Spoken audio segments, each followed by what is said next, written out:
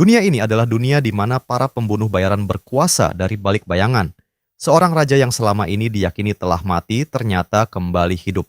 Ia dikhianati oleh organisasinya sendiri, namun diselamatkan oleh seorang sahabat yang mengorbankan nyawanya. Kini, ia kembali bukan untuk kekuasaan, melainkan untuk balas dendam. Namun takdir mempermainkannya, karena pembunuh paling mematikan di dunia justru harus menjalani kehidupan sebagai menantu yang tinggal di rumah keluarga istrinya.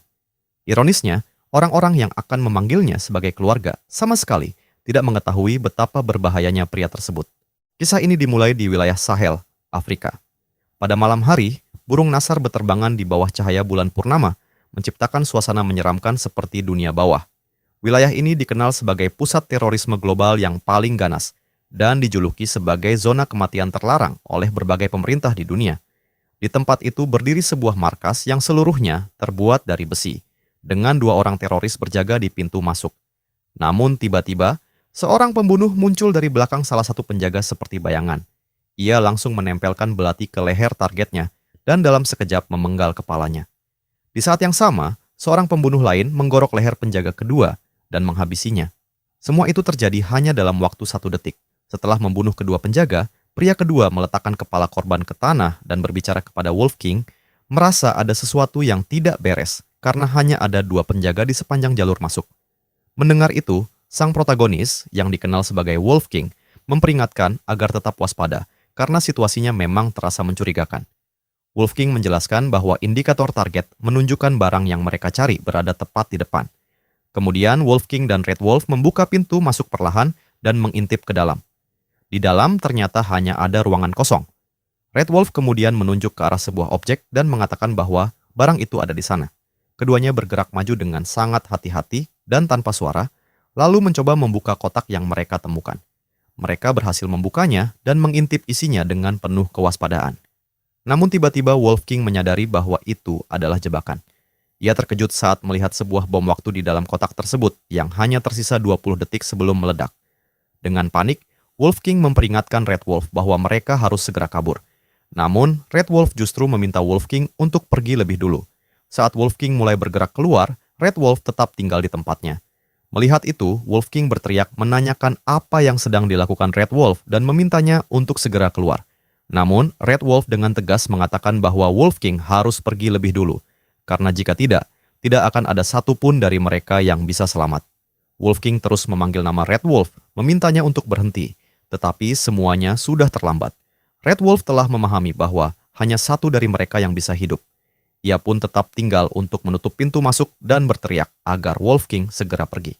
Detik berikutnya, hitungan waktu mencapai 0, pintu tertutup, dan ledakan besar pun terjadi, menghancurkan seluruh markas itu hingga rata dengan tanah. Setelah kejadian itu, berita menyebar di dark web bahwa Wolf King, pemimpin organisasi Wolf, gagal dalam misinya di sebuah negara kecil di Afrika dan tewas akibat ledakan yang menghancurkan tubuhnya hingga berkeping-keping. Para pengguna dark web pun ramai berdiskusi, merasa terkejut bahwa sosok yang dikenal sebagai raja para pembunuh benar-benar mati. Ada yang menyebutkan bahwa Wolf King adalah pembunuh peringkat S, puncak kekuatan tempur yang diakui secara global, sehingga mereka mempertanyakan misi seperti apa yang bisa membunuhnya. Ada pula yang berkomentar bahwa ini adalah kerugian besar dan organisasi Wolf kemungkinan akan jatuh ke dalam kekacauan. Namun kenyataannya, di dalam cerita Wolf King masih hidup.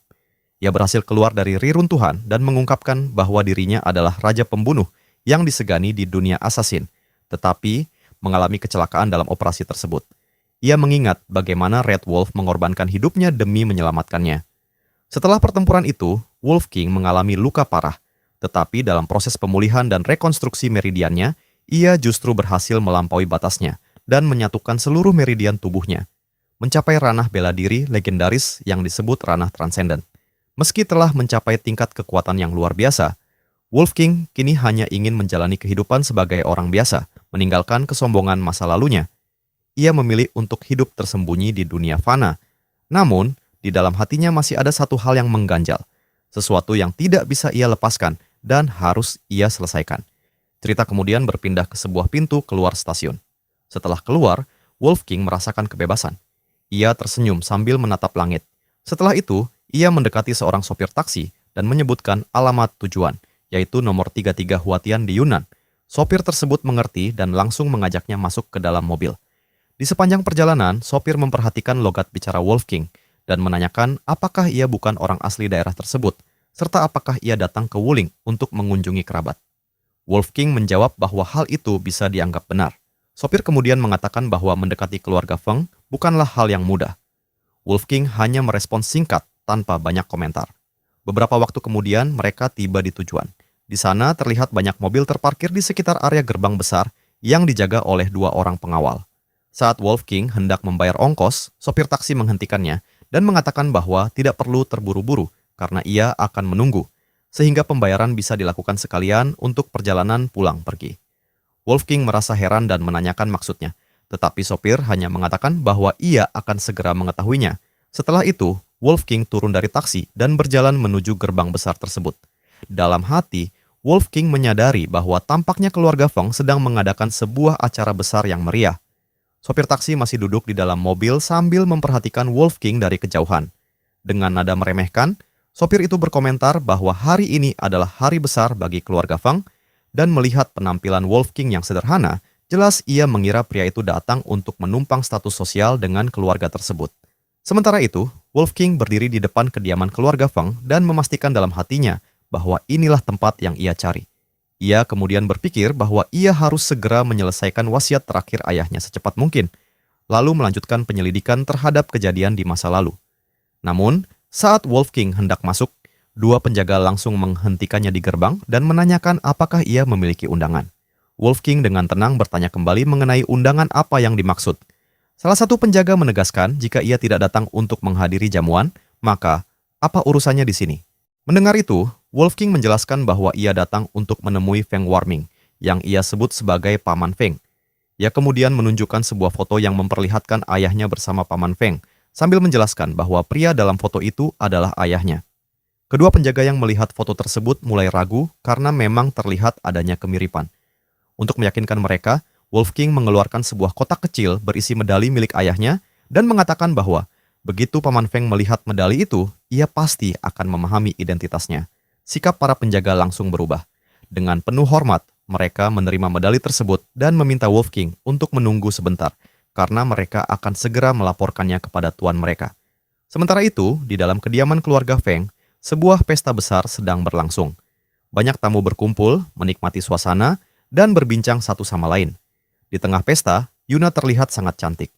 Ia menanggapi perkataan para tamu dengan mengatakan bahwa meskipun ia menikah, ia tetap akan menjadi bagian dari keluarga Feng. Tak lama kemudian, kepala keluarga Feng, yaitu Paman Feng, dengan penuh wibawa, ia mengumumkan kepada para tamu bahwa hari itu adalah hari pertunangan besar antara putrinya, Feng Yu, dan tuan muda tertua dari keluarga Wen, yaitu Wen Ziming. Mendengar itu, Feng Yu dan Wen Ziming ikut berdiri dan mengangkat gelas mereka. Paman Feng kemudian mengajak semua orang untuk bersulang dan memberikan selamat kepada pasangan muda tersebut, sekaligus berharap kerjasama bisnis antara keluarga Feng dan keluarga Wen akan terus berkembang. Para tamu pun bersorak dan mengucapkan selamat. Mereka juga berkomentar bahwa dengan adanya aliansi pernikahan antara keluarga Feng dan keluarga Wen, kedua keluarga itu akan mampu menguasai kota Wuling di masa depan.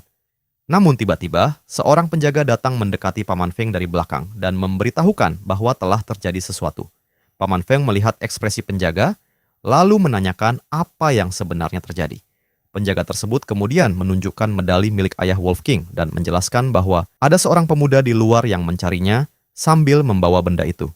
Begitu melihat medali tersebut, Paman Feng langsung terkejut dan menyadari bahwa itu adalah tanda dari keluarga Jiang.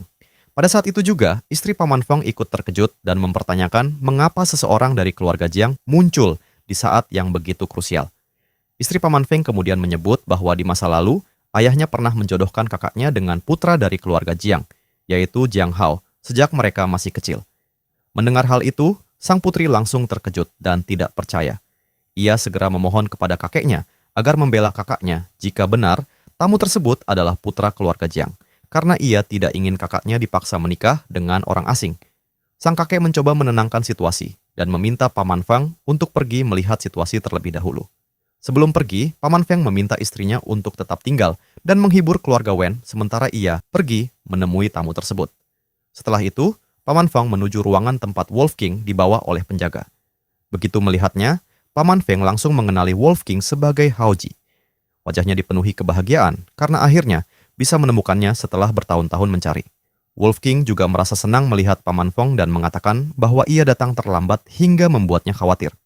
Keduanya kemudian saling berpelukan dengan penuh emosi. Paman Feng memperhatikan bahwa Haoji kini telah tumbuh menjadi pria dewasa. Ia lalu menanyakan kabar ayah Haoji dan alasan mengapa ia tidak datang. Mendengar pertanyaan itu, ekspresi Wolf King berubah menjadi sedih. Ia menjelaskan bahwa ayahnya telah meninggal 10 tahun lalu akibat luka lama yang kambuh. Mendengar kabar itu, Paman Feng sangat terkejut dan diliputi rasa bersalah. Ia menundukkan kepala dan mengakui bahwa semua itu adalah kesalahannya. Karena jika dulu ayah Haoji tidak menyelamatkannya, ia tidak akan terluka parah. Ia juga menyadari bahwa Haoji pasti telah melalui banyak penderitaan selama bertahun-tahun. Namun, Wolf King mengatakan bahwa semua itu sudah berlalu.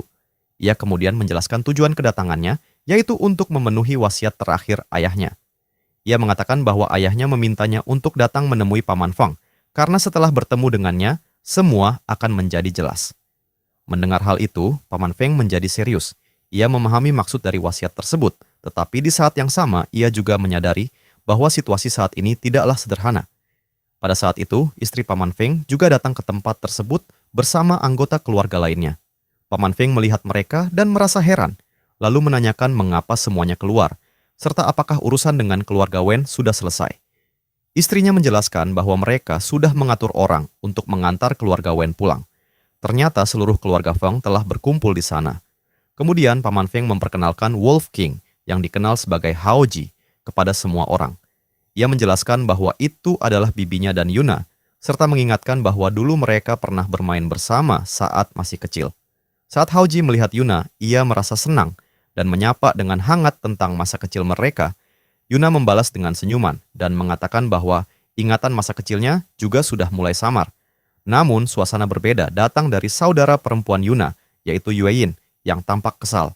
Yueyin dengan nada tajam mempertanyakan tujuan Haoji datang, terutama setelah lebih dari 10 tahun tidak muncul dan tiba-tiba datang di hari penting seperti ini. Mendengar itu, Haoji menjadi sedikit waspada. Tak lama kemudian, saudara laki-laki Yueyin, yaitu Feng Ming, ikut angkat bicara dengan nada merendahkan. Feng Ming menegaskan bahwa kakaknya sudah bertunangan dengan tuan muda keluarga Wen, sehingga Haoji sebaiknya berhenti bermimpi. Mendengar itu, Paman Feng langsung membentak Feng Ming agar diam.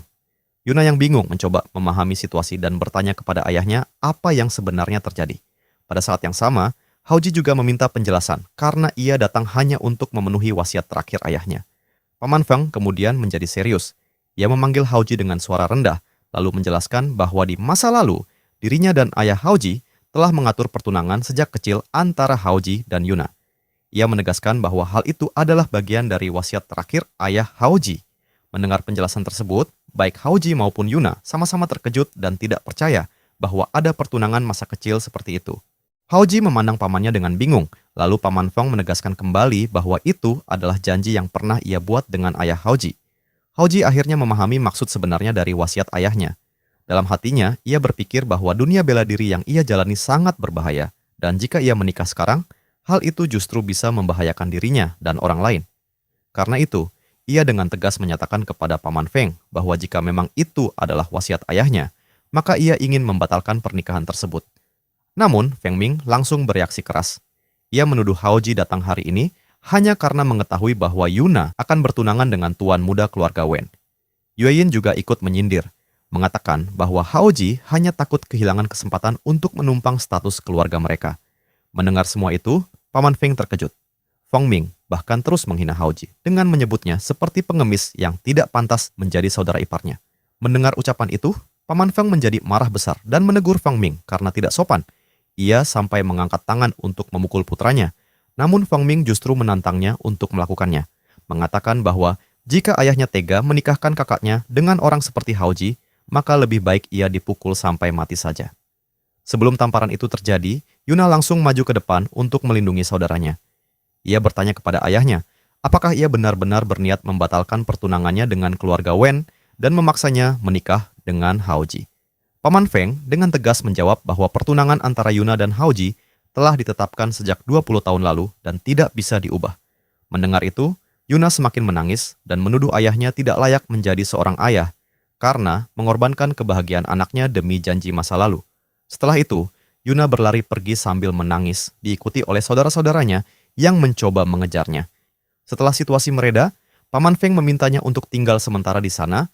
Haoji sempat ingin menyampaikan pendapatnya, namun Paman Feng memotongnya dan mengatakan agar ia mendengarkan terlebih dahulu, karena ia akan mengurus semuanya. Malam pun tiba di kediaman keluarga Feng. Di dalam kamarnya, Haoji sedang berlatih kultivasi. Ia menyadari bahwa dirinya kini berada di ambang mencapai ranah transenden. Di tengah latihannya, Haoji mendengar suara dari ruangan lain. Karena kemampuan pendengarannya jauh melampaui manusia biasa, ia dapat dengan jelas mendengar percakapan antara Paman Feng dan kakeknya. Paman Feng mengungkapkan bahwa ayah Haoji meninggal karena dirinya, karena dulu ia diselamatkan hingga mengalami luka parah. Ia juga mengatakan bahwa jika ia mengingkari janji sekarang, maka ia tidak pantas disebut manusia. Kakeknya menjawab bahwa meskipun ia menepati janji, hal itu akan membuat dirinya dan Yuna menderita. Paman Feng kemudian berkata bahwa Yuna adalah putrinya, dan ia yakin suatu hari nanti putrinya akan memahami kesulitannya sebagai seorang ayah.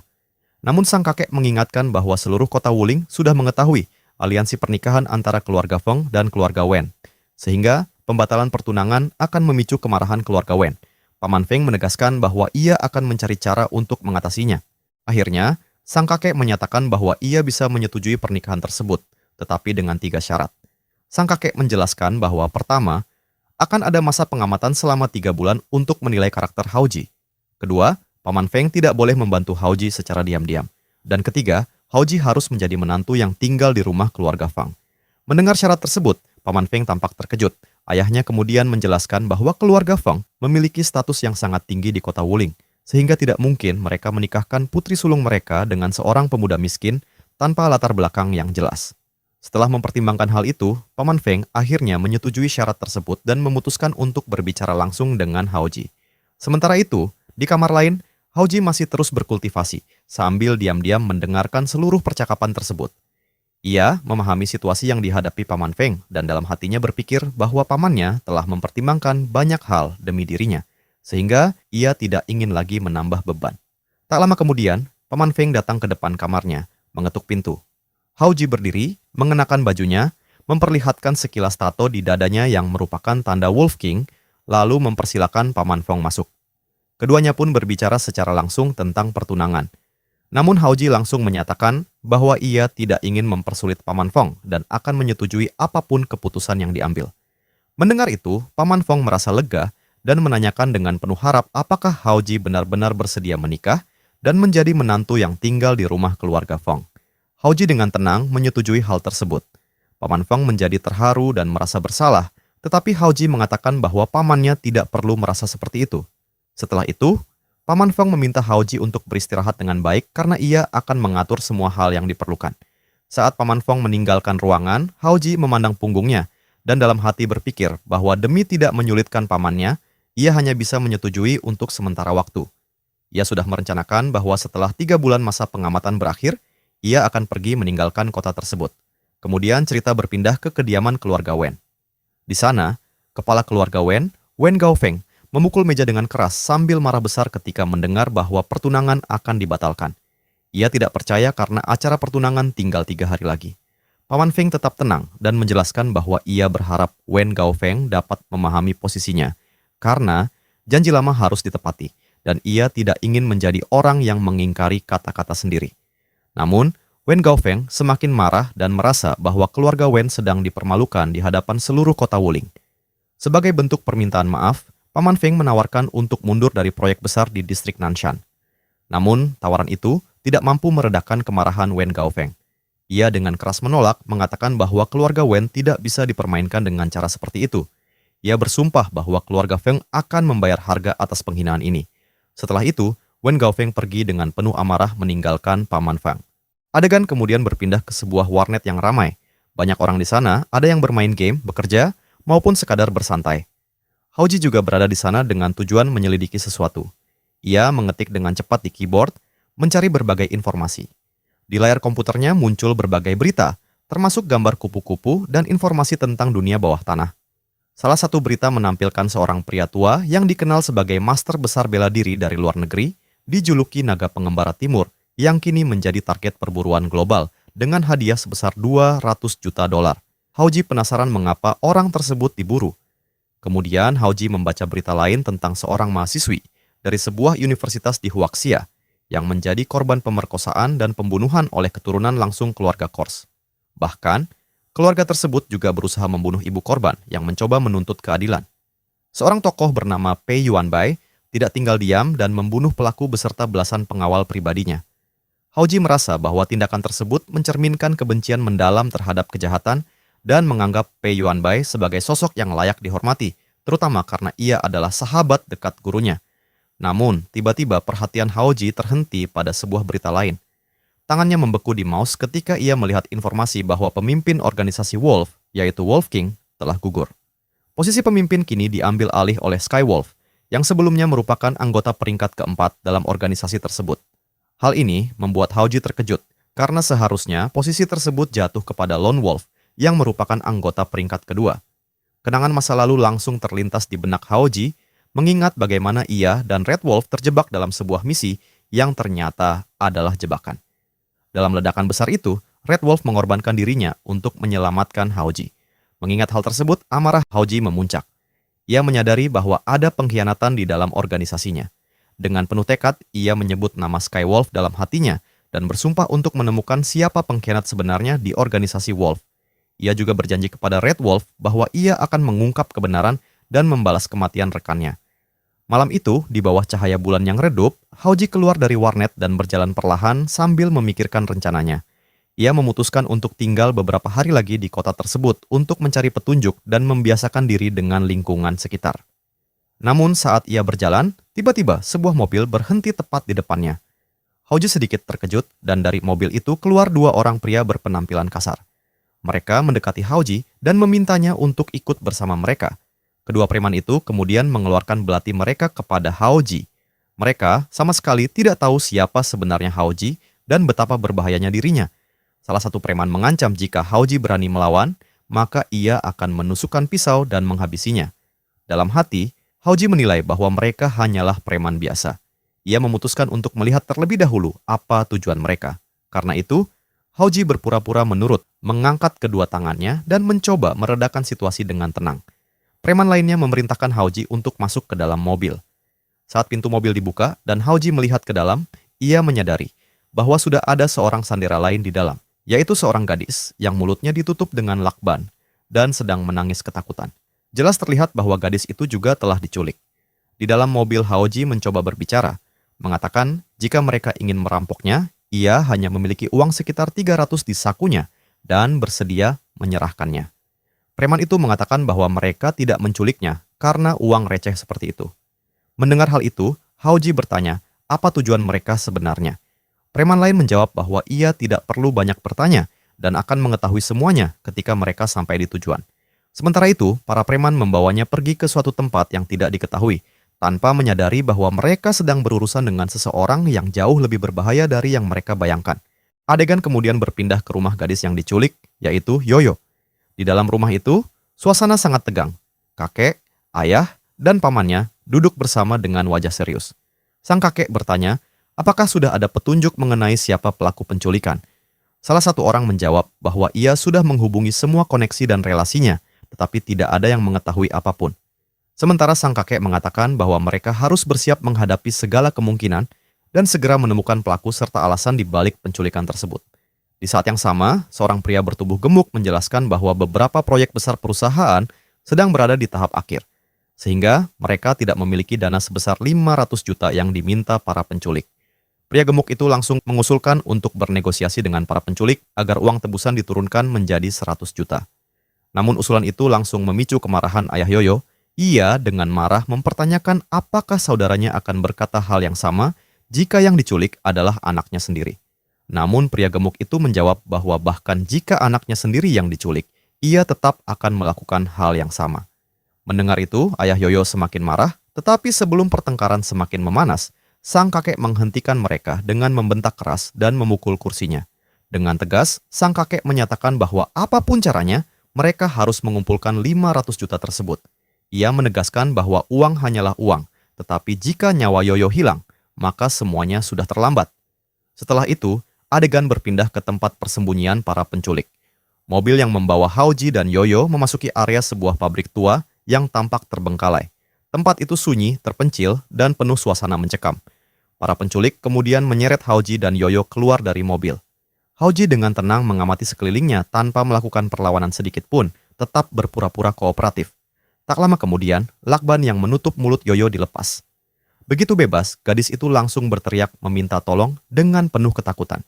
Namun teriakannya sia-sia, karena tempat itu begitu terpencil sehingga tidak ada siapapun yang bisa mendengarnya. Salah satu penjahat kemudian mengancam jika Yoyo terus berteriak, ia akan mempermalukannya.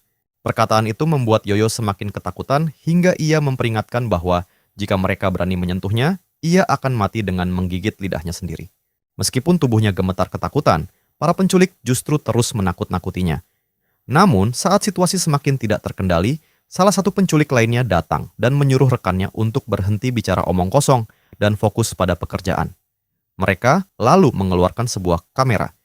Yoyo yang ketakutan menebak bahwa mereka ingin merekam video pembunuhan untuk menekan keluarganya agar membayar tebusan. Pemimpin para penculik tersenyum tipis dan mengakui bahwa gadis itu cukup pintar. Mendengar itu, Yoyo dengan marah memaki mereka sebagai manusia kejam. Tak lama kemudian, salah satu penculik berjalan mendekati Haoji sambil membawa belati di tangannya, bersiap untuk melakukan sesuatu yang berbahaya. Yoyo yang sudah sangat ketakutan segera meminta kepada Haoji agar ia memohon belas kasihan, karena jika tidak, mereka pasti akan membunuhnya. Namun salah satu penculik justru semakin senang melihat ketenangan Haoji. Ia bahkan mengatakan bahwa Haoji adalah pria sejati karena tidak menunjukkan rasa takut dan menawarkan untuk menyampaikan pesan terakhirnya, namun tetap harus ada bayarannya.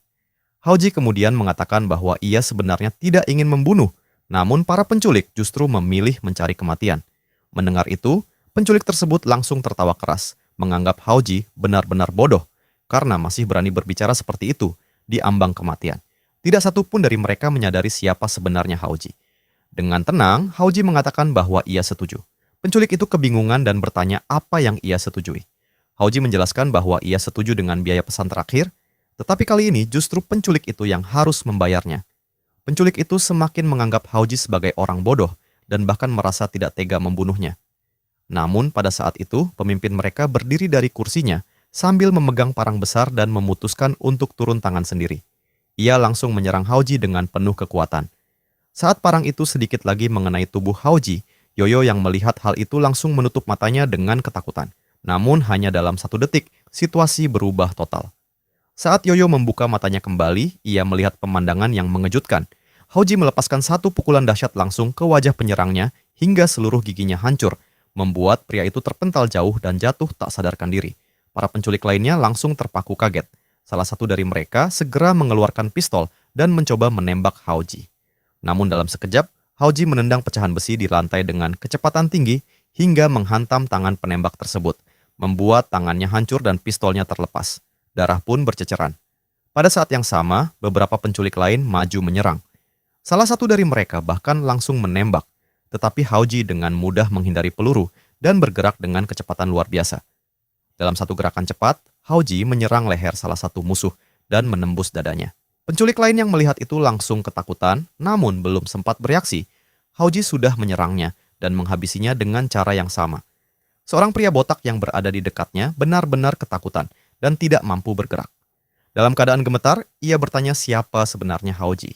Dalam sekejap, Haoji muncul di belakangnya seperti bayangan dan mengatakan bahwa namanya bukan sesuatu yang pantas untuk diketahui oleh orang seperti mereka.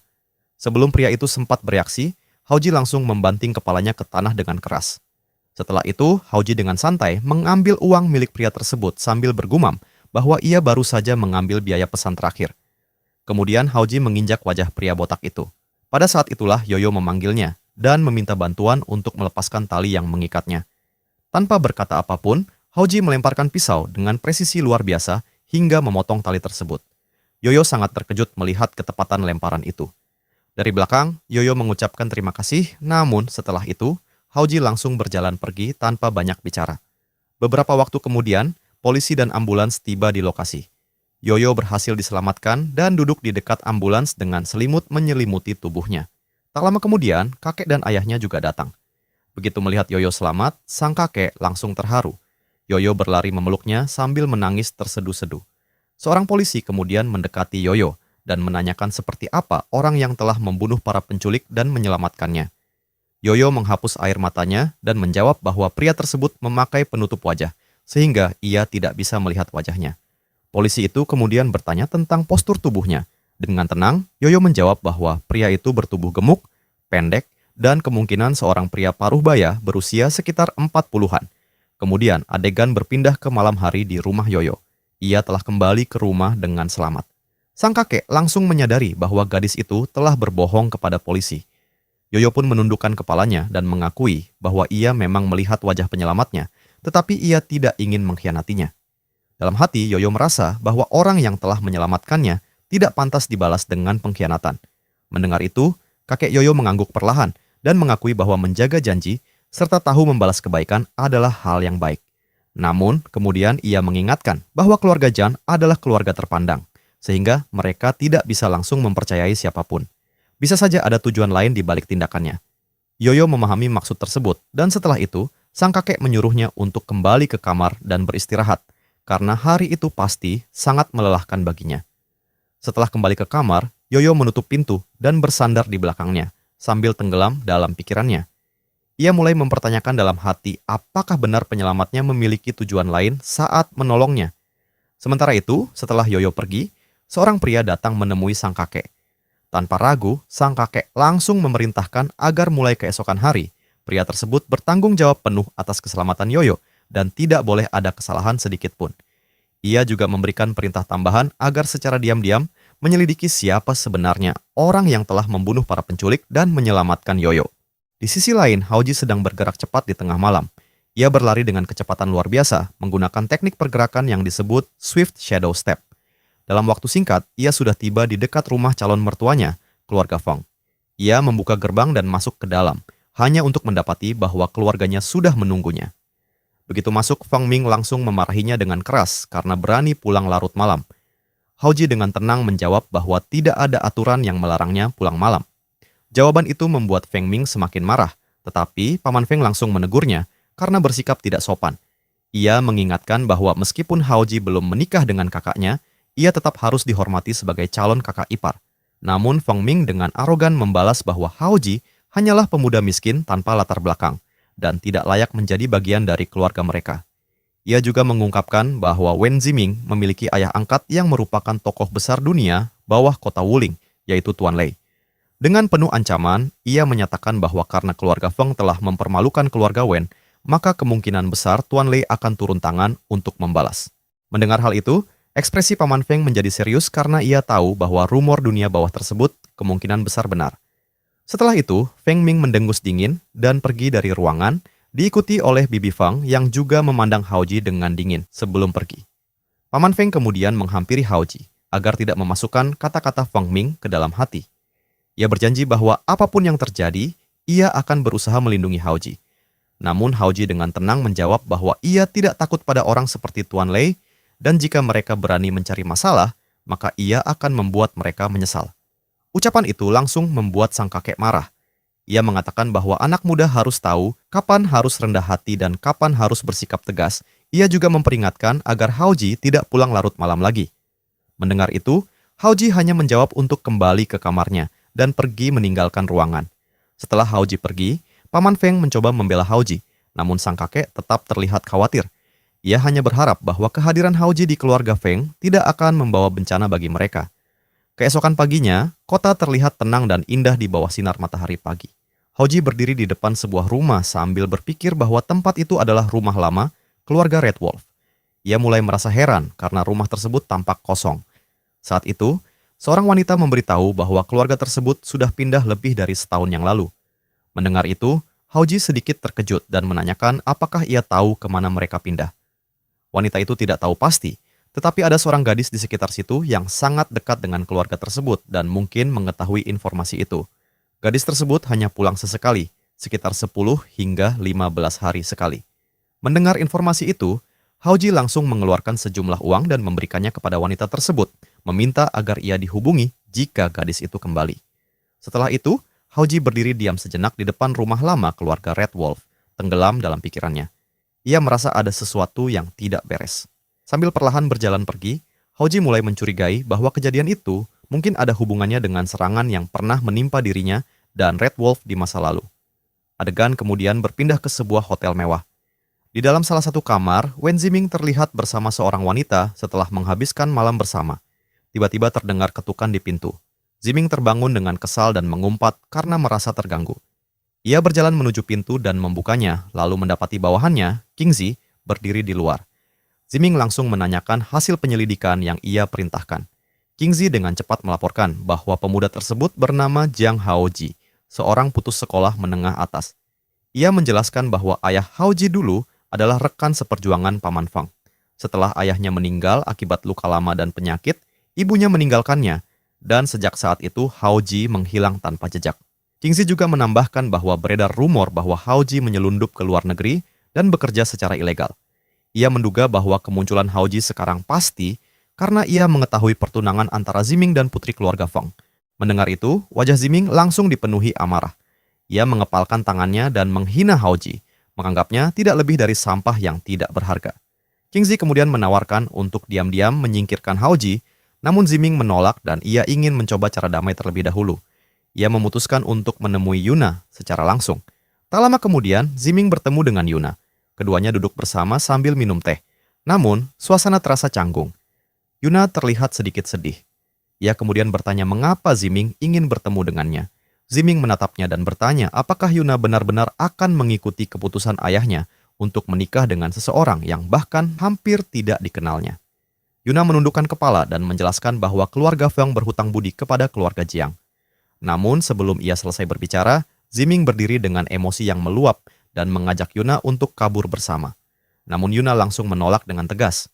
Ia menjelaskan bahwa tindakan itu akan membuat ayahnya terlihat sebagai orang yang tidak berpegang pada janji, sesuatu yang sangat ia junjung tinggi. Baginya, melakukan hal itu sama saja dengan menghancurkan ayahnya sendiri. Mendengar itu, Ziming semakin kesal dan bertanya bagaimana dengan dirinya. Ia merasa jika pertunangan ini dibatalkan, maka ia akan menjadi bahan tertawaan seluruh kota Wuling. Dengan mata yang mulai memerah, Yuna meminta maaf atas nama ayahnya. Air mata mulai mengalir di pipinya saat ia berbalik dan mengatakan bahwa hubungan mereka berakhir sampai di sini, lalu pergi meninggalkan Ziming. Tak lama kemudian, ia menelepon Kingzi dan dengan suara dingin memerintahkan untuk menjalankan rencana kedua. Setelah itu, adegan kembali berpindah. Haoji menerima telepon dari wanita pemilik warung, memberitahunya bahwa gadis yang ia maksud telah kembali. Setelah menutup telepon, Haoji dengan cepat berganti pakaian dan turun ke bawah. Di sana, Paman Feng menanyakan kemana ia akan pergi. Haoji dengan santai menjawab bahwa ia hanya ingin keluar untuk mengurus sesuatu, lalu segera pergi. Di luar, Haoji menghentikan sebuah taksi. Sopir menanyakan tujuannya, dan Haoji menjawab jalan Puyang. Sopir itu mengangguk dan mempersilakannya masuk. Namun saat Haoji masuk ke dalam mobil, ia menyadari bahwa sudah ada seorang pria berpenampilan kasar duduk di dalam. Sopir itu mengambil penumpang lain dalam satu perjalanan. Mobil pun mulai melaju. Namun setelah beberapa waktu, Haoji merasa ada yang aneh karena rute yang diambil tidak sesuai. Dan bertanya kepada sopir sebenarnya kemana mereka sedang menuju. Sopir itu mengantar seorang pria yang ia panggil sebagai abang untuk pulang terlebih dahulu. Bagi Haoji lokasi yang dituju bahkan berlawanan arah dengan jalan Puyang, membuat perjalanan terasa tidak efisien, sekaligus menimbulkan kecurigaan dalam benak Haoji mengenai siapa sebenarnya orang-orang yang ia temui. Setibanya di kediaman keluarga Wen Ziming, Haoji diminta untuk masuk seorang diri. Meskipun situasinya terasa mencurigakan, ia tetap bersikap tenang setelah diyakinkan bahwa selama ia tidak membuat masalah, ia tidak akan dilukai. Di dalam hatinya, Haoji justru semakin penasaran dan ingin mengetahui siapa sosok yang berada di balik semua ini. Di dalam rumah itu, Haoji akhirnya bertemu dengan Wen Ziming dan Kingzi. Begitu melihatnya, Wen Ziming langsung menunjukkan sikap merendahkan. Ia menyebut Haoji sebagai tunangan Yuna yang hanya menumpang hidup di keluarga Feng. Dari ucapan itu, Haoji langsung memahami posisi dan niat mereka, lalu tanpa berlama-lama ia menanyakan tujuan mereka membawanya ke tempat tersebut. Wen Ziming semakin menjadi-jadi dalam menghina Haoji. Ia menganggap Haoji tidak pantas untuk Yuna dan menyebutnya sebagai orang miskin yang tidak berharga. Bahkan, Wen Ziming merasa terhina karena harus tersaingi oleh seseorang seperti Haoji. Tanpa basa-basi, Wen Ziming kemudian menyampaikan maksudnya dengan tegas, yaitu agar Haoji memotong satu jarinya, meninggalkan keluarga Feng, dan kembali ke tempat asalnya. Ketegangan pun langsung memuncak di antara ketiga pria yang berada di ruangan. Haoji menolak permintaan itu dan dengan tenang mempertanyakan apa yang akan dilakukan Wen Ziming jika ia tidak menyetujuinya. Mendengar hal itu, Wen Ziming hanya tertawa sinis sebelum akhirnya memerintahkan Qingzi untuk memberikan pelajaran kepada Haoji. Di tengah situasi yang semakin panas, seorang pengawal yang ternyata merupakan bawahan Paman Feng diseret masuk ke dalam ruangan. Pengawal itu rupanya diam-diam mengikuti Haoji, tetapi tertangkap oleh anak buah Wen Ziming. Perkelahian pun tidak terhindarkan. Pengawal tersebut tampak terkejut karena lawannya jauh lebih kuat dari yang ia bayangkan, hingga akhirnya ia tumbang setelah menerima pukulan telak di bagian perut. Melihat hal itu, Haoji dalam hati mulai meragukan keputusan Paman Feng yang mengirimkan seseorang dengan kemampuan seperti itu untuk membantunya. Qingzi kemudian dengan sengaja memancing situasi agar Haoji mengikuti mereka berpindah ke halaman belakang. Di halaman belakang, terlihat sebuah lubang besar yang telah disiapkan sebelumnya. Haoji segera menyadari bahwa lubang itu jelas diperuntukkan sebagai tempat kematiannya. Qingzi pun menantang Haoji untuk turun ke dalam lubang tersebut secara sukarela atau dipaksa. Menanggapi hal itu, Haoji menegaskan bahwa ia sebenarnya tidak berniat membunuh siapapun, tetapi keadaanlah yang memaksanya. Tiba-tiba, serangan datang dari arah yang tidak terduga. Haoji bergerak dengan sangat cepat dan langsung membalas. Satu serangan yang hampir tak terlihat membuat lawannya seketika membeku sebelum akhirnya terjatuh ke dalam lubang. Tidak lama kemudian, serangan kedua datang dari arah belakang, tetapi Haoji dengan sigap berbalik dan melempar kunai yang menembus kepala lawannya hingga menancap di dinding. Tubuh lawan itu pun jatuh menyusul ke dalam lubang yang sama. Melihat kejadian tersebut, Qingzi mulai menyadari bahwa Haoji bukanlah lawan biasa. Namun demikian, ia tetap memerintahkan anak buah lainnya untuk menyerang Haoji dan membuatnya menderita sebelum mati perlahan. Serangan ketiga pun dilancarkan, tetapi Haoji dengan mudah menangkap kunai tersebut menggunakan tangan kosong. Ia kemudian mencengkeram kepala lawannya dan melemparkannya hingga tubuh itu terseret beberapa meter jauhnya. Bagi Haoji, orang-orang itu bukanlah ancaman berarti, melainkan hanya seperti lalat yang menjijikan. Satu persatu, anak buah Wen Ziming justru berakhir mati di dalam lubang yang mereka siapkan sendiri. Menyaksikan semua itu, Qingzi diliputi ketakutan yang luar biasa hingga akhirnya ia terduduk. Ia memohon ampun kepada Haoji dan mengakui bahwa dirinya hanyalah pion yang menjalankan perintah Wen Ziming. Mendengar pengakuan itu, Haoji hanya menoleh dan menyuruh Qingzi untuk menyelesaikan semuanya sendiri. Qingzi pun memahami maksud dari ucapan Haoji. Tanpa ragu, ia mengambil sebuah batu besar dan memukul kepalanya sendiri dengan keras. Dengan demikian, urusan Haoji dengan anak buah Wen Ziming pun berakhir. Setelah semuanya selesai, Haoji pergi meninggalkan taman belakang rumah itu dengan langkah santai, seolah tidak terjadi apa-apa. Setelah berkeliling beberapa saat, ia kembali ke tempat yang sama. Ia telah mengubur semua mayat ke dalam lubang dan menutupnya dengan tanah. Kini ia duduk santai di sebuah kursi tepat di atas kuburan itu, tampak sangat tenang. Di dekatnya, Xiao Shu masih tergeletak. Ternyata peristiwa sebelumnya hanya membuatnya pingsan. Beberapa waktu kemudian, Xiao Shu perlahan sadar. Ia duduk dengan kepala masih terasa pusing. Haoji meliriknya santai dan memintanya untuk mengantarnya ke jalan Puyang. Xiao Shu segera mengangguk dan berdiri meski tampak gugup saat melihat sekeliling. Ia bertanya-tanya kemana perginya orang-orang tadi dan Haoji menjawab dengan tenang bahwa mereka sudah pergi. Meski bingung, Xiao Shu tidak berani bertanya lebih lanjut. Tak lama kemudian, Xiao Shu mengantar Haoji ke tujuan. Setelah tiba, Haoji menyuruh Xiao Shu pergi lebih dulu dengan nada serius, menegaskan agar ia tidak mengikutinya. Xiao Shu sempat ragu, tetapi akhirnya mengangguk dan pergi. Haoji kemudian berjalan menuju wanita tua yang pernah ia temui sebelumnya. Begitu melihatnya, wanita tua itu langsung mengenalinya dan tampak heran karena ia baru datang sekarang. Sementara gadis yang dimaksud sudah pulang sejak lama. Haoji mengangguk sopan dan berterima kasih sebelum berjalan menuju rumah gadis tersebut. Ia mengetuk pintu, dan tak lama kemudian pintu terbuka. Seorang gadis muda keluar dan menanyakan siapa yang ia cari. Haoji menatapnya dengan seksama, lalu menyebut bahwa gadis itu pasti Sun Lei. Gadis itu langsung terdiam dan wajahnya berubah aneh. Ia menyangkal dan mengatakan bahwa Haoji salah orang. Haoji tetap tenang dan menyebut dirinya sebagai sahabat kakaknya. Ia kemudian mengeluarkan sebuah liontin giok milik kakaknya. Saat melihatnya, ekspresi gadis itu langsung berubah. Ia mengenali liontin itu dan segera dipenuhi kekhawatiran, lalu menanyakan keberadaan kakaknya. Haoji terdiam sejenak sebelum memaksakan senyum kecil dan menjelaskan bahwa Kakaknya sedang sangat sibuk dengan pekerjaan sehingga belum bisa pulang, lalu memintanya untuk datang mengecek keadaan Sunlei. Mendengar itu, gadis tersebut tampak lega dan segera mempersilakan Haoji masuk, sambil meminta maaf karena sebelumnya bersikap tidak sopan. Begitu masuk ke dalam rumah, Haoji langsung melihat seorang wanita tua terbaring sakit di tempat tidur dengan kondisi sangat lemah. Ia sedikit mengernyit lalu menanyakan keberadaan adik laki-laki mereka, Lazy. Wajah gadis itu langsung muram. Namun sebelum ia sempat menjelaskan, tiba-tiba seseorang menerobos masuk dengan panik. Seorang pemuda bernama Dongji datang dengan tergesa-gesa dan mengabarkan bahwa sesuatu terjadi pada Lazy. Gadis itu segera menenangkannya dan meminta penjelasan. Dongji menjelaskan bahwa bisnis Lazy sebenarnya berjalan lancar, tetapi seorang bos lain di pasar datang mencari masalah. Orang itu menuduh Lazy memonopoli pasar dan menuntut kompensasi sebesar 1 juta serta memaksanya pergi. Lazy menolak dan pertengkaran pun terjadi. Namun situasi menjadi lebih buruk ketika diketahui bahwa orang tersebut didukung oleh sosok bernama Black Panther. Mendengar nama itu, wajah gadis tersebut langsung pucat. Tak lama kemudian, mereka bertiga berada di dalam sebuah van menuju lokasi.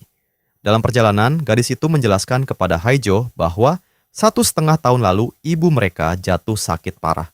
Karena itu, Lazy terpaksa meminjam uang dengan bunga tinggi dari pasar gelap. Namun ternyata kontrak pinjaman itu telah dimanipulasi, hingga mereka bahkan tidak mampu membayar bunganya. Dongji juga menjelaskan bahwa Black Panther adalah orang yang menjalankan bisnis rentenir tersebut. Akhirnya, van berhenti di depan sebuah tempat hiburan mewah bernama Passion Flying Bar. Mereka bertiga turun dan Haoji menyuruh Dongji menunggu di luar. Dongji tampak ragu, tetapi gadis itu segera menegaskan bahwa di dalam terlalu berbahaya dan meminta Dongji mengikuti perintah Haoji. Dengan terpaksa, ia pun setuju. Haoji dan Sunlei kemudian masuk ke dalam bar. Begitu mereka melangkah masuk, banyak mata langsung tertuju pada wajah-wajah asing mereka.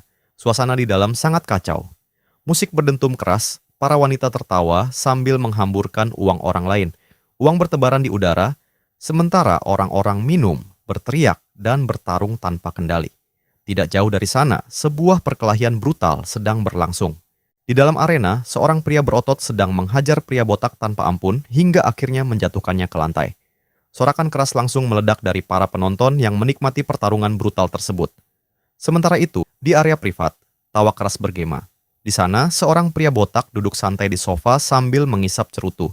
Sementara di hadapannya, seorang pria berjas duduk tenang menikmati segelas anggur. Pria botak itu, yang dikenal sebagai Black Panther, tersenyum angkuh sambil membahas petarung karate dari Jepang, yang disewa dengan harga mahal oleh pria berjas yang disebut Old Jiang. Old Jiang dengan tenang membenarkan bahwa petarung itu memang sangat kuat. Tiba-tiba, seorang anak buah Black Panther berlari masuk dan melaporkan bahwa adik perempuan Lazy telah datang. Black Panther dengan santai mengizinkan mereka masuk. Tak lama kemudian, anak buah itu membawa gadis tersebut bersama Haoji ke hadapan Black Panther. Gadis itu segera membungkuk hormat, namun Black Panther langsung bersikap dingin dan tidak sabar. Ia menegaskan agar mereka tidak membuang waktu, lalu dengan nada mengancam menyuruh mereka membayar uang atau bersiap melihat urat kaki Lazy dihancurkan. Haoji dengan tenang melangkah maju dan menjelaskan bahwa mereka datang untuk menyelesaikan masalah utang tanpa kekerasan.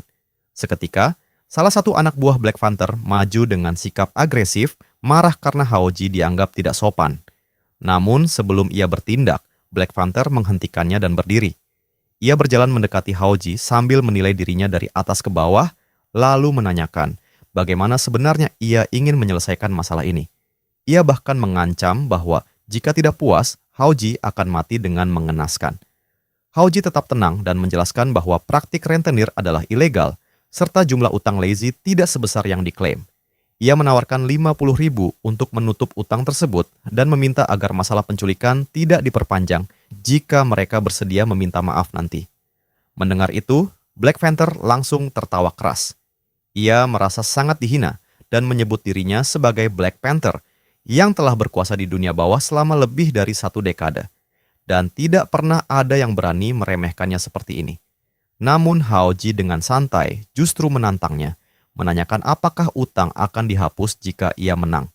Black Panther kembali tertawa dan menerima tantangan itu dengan penuh kesombongan. Ia menunjuk ke arah arena dan menyatakan bahwa jika Haoji benar-benar menang, bukan hanya utang akan dihapus, bahkan ia akan berlutut dan mengakui kekalahan. Tak lama kemudian, mereka semua menuju arena tinju bawah tanah. Gadis itu terlihat sangat cemas karena tidak mengetahui seberapa kuat Haoji. Di sisi lain, Black Panther tersenyum penuh percaya diri, sama sekali tidak menyadari bahwa mimpi buruk akan segera menimpanya. Haoji pun memasuki arena pertarungan. Lawannya langsung mengejeknya dengan nada merendahkan. Wasit memberi tanda dimulainya pertarungan. Lawannya bergerak lebih dulu dengan melancarkan pukulan berat ke arah Haoji. Sun Lei langsung panik dan menutup matanya karena takut melihat apa yang akan terjadi. Namun dalam sekejap, Haoji menghilang dari tempatnya dan muncul di udara. Pukulan lawan justru meleset dan menghantam keras dinding sudut arena. Ia memegangi kepalanya kesakitan, sementara darah mulai mengalir perlahan. Di sisi lain, Haoji sudah berdiri dengan tenang, bahkan tampak tersenyum santai seolah mengejek. Melihat itu, mata pria tersebut langsung memerah karena amarah. Dengan raungan penuh emosi, ia kembali menyerang Haoji tanpa ragu. Namun Haoji tetap berdiri tenang, tidak menunjukkan sedikit pun rasa gentar. Serangan lawan yang datang secara tiba-tiba ternyata dapat ditahan dengan sangat mudah oleh Haoji, membuat pria itu seketika terkejut dan tidak percaya dengan apa yang baru saja terjadi. Tanpa memberi kesempatan sedikit pun, Haoji langsung membalas dengan serangan cepat. Tinju kerasnya menghantam perut lawannya hingga membuat pria tersebut memuntahkan darah segar. Haoji tidak berhenti sampai di situ. Ia melanjutkan dengan kombinasi serangan yang sangat agresif, dimulai dari pukulan ke arah kepala, lalu disusul tendangan keras ke tubuh lawannya. Meski lawannya masih berusaha bertahan, Haoji sama sekali tidak menunjukkan belas kasihan. Ia terus menghujani lawannya dengan serangan brutal, hingga yang terlihat hanyalah bayangan cepat dari setiap gerakannya. Melihat lawannya masih mampu berdiri, Haoji kembali melayangkan tendangan kuat ke arah kepala. Serangan itu membuat pria tersebut terpental jauh sebelum akhirnya jatuh ke lantai arena dan tidak sadarkan diri. Setelah pertarungan berakhir, Haoji berjalan santai menuju pinggir arena dan berhenti tepat di depan Black Panther. Dengan nada merendahkan, Haoji menyatakan bahwa seseorang yang bahkan belum mencapai tahap Ki and Blood tidak pantas disebut sebagai master. Mendengar hal itu, Black Panther langsung terkejut dan tidak percaya. Di sisi lain, Sun Lei tampak terpukau setelah menyadari bahwa Haoji ternyata jauh lebih kuat dari yang dibayangkannya. Bahkan, seorang pria lain di sekitar mulai menyimpulkan bahwa Haoji bukanlah sosok yang bisa diremehkan. Haoji kemudian turun dari arena dengan langkah santai dan mendekati Black Panther. Ia menagih kesepakatan yang telah dibuat sebelumnya, memerintahkan Black Panther untuk berlutut dan memanggilnya kakek. Namun, Black Panther justru menolak dengan penuh kebencian dan segera mengarahkan pistol ke arah Haoji. Sun Lei langsung memperingatkan Haoji agar berhati-hati, tetapi Haoji tetap terlihat tenang. Ia menyatakan bahwa sebenarnya ia tidak berniat membunuh, namun tindakan Black Panther lah yang memaksanya. Mendengar itu, amarah Black Panther semakin memuncak dan ia langsung menembakkan pistolnya. Saat peluru melesat cepat menuju Haoji, ia hanya tersenyum sambil tetap memegang apel di tangannya. Dalam sekejap, Haoji meningkatkan fokusnya dan melemparkan apel tersebut. Apel itu terbelah menjadi dua, namun yang mengejutkan, peluru yang ditembakkan justru berbalik arah dan mengenai tubuh Black Panther sebelum sempat dihindari. Orang-orang di sekitar langsung berteriak panik setelah menyadari bahwa Haoji telah membunuh seseorang, dan yang lebih mengejutkan lagi, orang tersebut adalah Black Panther. Anak buah Black Panther yang menyaksikan kejadian itu dari kejauhan tidak bisa mempercayai bahwa bos mereka dapat tewas begitu saja. Dua anak buah Black Panther segera bersujud di hadapan Haoji. Salah satunya memohon ampun sambil mengaku bahwa ia hanya terpengaruh oleh perintah Black Panther. Sementara yang lain memohon belas kasihan karena harus menafkahi ibunya yang sudah tua serta anak-anaknya yang masih kecil. Di tengah situasi tersebut, seorang pria tiba-tiba muncul dari belakang Haoji dan menawarkan bantuan. Ia menjelaskan bahwa bar tersebut dipenuhi kamera CCTV, sehingga kejadian pembunuhan itu tidak mungkin disembunyikan. Ia juga mengetahui bahwa Haoji memiliki teman yang sebelumnya diculik oleh Black Panther dan menyarankan agar mereka memanfaatkan situasi ini untuk menuntut pembebasannya. Pria itu menawarkan diri untuk mengurus semuanya. Haoji sempat mempertanyakan alasan untuk mempercayai orang asing tersebut. Namun, pria itu hanya menyatakan bahwa ia ingin menjalin hubungan baik dan saling membantu, karena suatu saat nanti, Mungkin ia juga akan membutuhkan bantuan dari Haoji. Akhirnya, Haoji menyerahkan urusan di bar kepada pria tersebut, lalu pergi bersama Sunlei meninggalkan tempat itu. Dari kejauhan, pria tersebut menatap Haoji dan menyimpulkan bahwa Haoji bukan orang biasa, serta yakin bahwa mereka akan bertemu lagi di masa depan. Keesokan harinya, cerita beralih ke kediaman Paman Fang. Di sana, terlihat keluarga Paman Feng sedang sarapan bersama Haoji di sebuah meja besar. Dalam suasana itu, Yue Yin tiba-tiba mengeluh dan menyalahkan Haoji karena kakaknya terus menginap di hotel dan tidak pulang, sehingga ia sudah lama tidak bertemu dengannya.